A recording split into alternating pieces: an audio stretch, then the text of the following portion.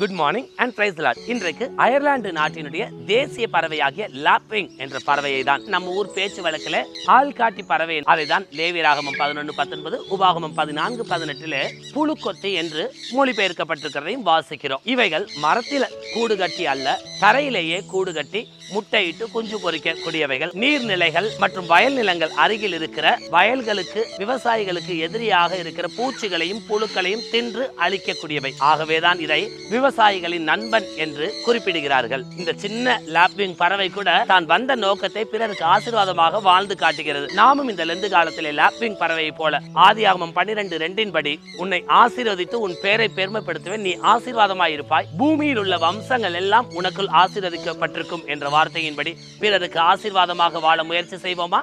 பறவைகளை கவனியுங்கள், கவலையின்றி வாழ்ந்திடுங்கள். God bless you. Have a good day.